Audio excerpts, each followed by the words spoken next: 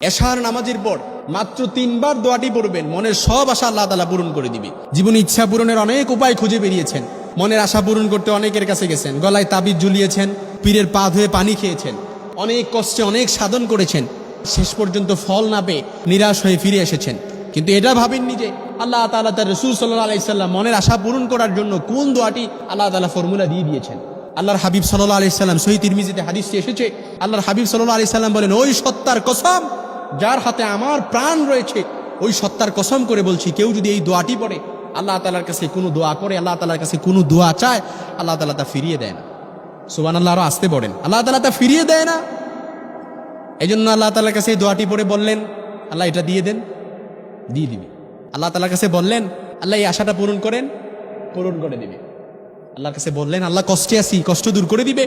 আল্লাহর কাছে বললেন, আল্লাহ ব্যবসায় মন্দা, বারাকা হচ্ছে না, ব্যবসায় বারাকা হবে। আল্লাহ তাআলার কাছে বলবেন, আল্লাহ বিয়ের জন্য পাত্রী খুঁজে পাচ্ছি না, পাত্রীর ব্যবস্থা করে দিবে। উত্তম পাত্রী, শুধু পাত্রীর ব্যবস্থা না, উত্তম পাত্রীর ব্যবস্থা করে দিবে। আল্লাহর কাছে বললেন, আল্লাহ বিয়ে করছি, অনেক বছর তো হয়েছে, এবার একটা সন্তানের মুখ দেখতে চাই, নেক সন্তান দিয়ে দিবে। সন্তান দিবে না, শুধু নেক সন্তান দিবে। সুবহানাল্লাহ বিহামদি। যা দোয়া করবেন, এই দোয়াটি হাদিসে ইসমে আজম নামে এসেছে। ইসমে আজমের অনেক দোয়া আছে, অনেক দোয়া আছে, কিন্তু অনেক মোতাবাররা কিতাবের মধ্যে এবং মুহাদ্দিসিনে কেরাম এই ইসমে আজমটি একেবারে প্রসিদ্ধ একটি ইসমে আজম। আল্লাহ তাআলা রাসূল সাল্লাল্লাহু আলাইহি সাল্লাম হাদিসের মধ্যে স্পষ্ট নেরেশন। এই দোয়াটা আমি একেবারে বলে দিচ্ছি, পরবর্তীতে আপনারা চাইলে শিখে নিতে পারবেন ইনশাআল্লাহুল আজিজ। আর মিডিয়ার কল্যাণে যারা দেখবেন, ইনশাআল্লাহ এখানেও শিখে নিতে পারবেন। দোয়াটি এখানে লিখে দেওয়া হবে। দোয়াটি একেবারে সহজ, একেবারে তত শব্দগুলোও কঠিনও না, একেবারে যে দোয়ায়ে কুনুতের মতো কঠিন। অনেক সময় তো কত সপ্তাহে এসে বলেছে, হুজুর দোয়ায়ে কুনুত বলছেন যে এত কঠিন, এটা তো শিখতেই পারিনি। এই জন্য বিকল্প কোনো ব্যবস্থা শিখাই দিছি, কিন্তু এই দোয়া ইসমে আজম, এটা শিখে নিবেন ইনশাআল্লাহ। একেবারে সহজ দোয়া। আল্লাহুম্মা ইন্নী আসআলুকা বিআন্নী আশহাদু আন্নাকা আনতাল্লাহ লা ইলাহা ইল্লা আনতাল আহাদুস সামাদ আল্লাযী লাম ইয়ালিদ ওয়া লাম ইউলাদ ওয়া লাম ইয়াকুল লাহু কুফুয়ান আহাদ। একেবারে কঠিন মনে হয় না?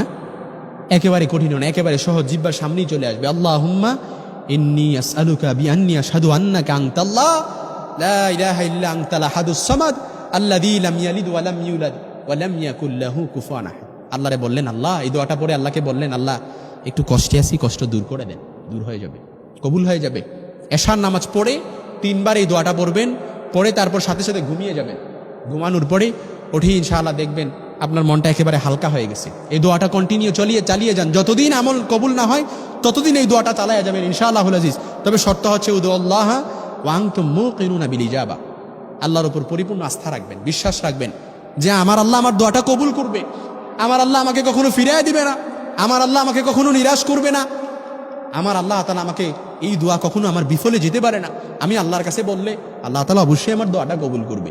আল্লাহুম্মা ইন্নী আসআলুকা বিআন্নী আশহাদু আন্নাকা আনতাল্লাহ লা ইলাহা ইল্লা আনতাল আহাদুস সামাদ আল্লাযী লাম ইয়ালিদ ওয়া লাম ইউলাদ ওয়া লাম ইয়াকুল লাহু কুফুয়ান আহাদ।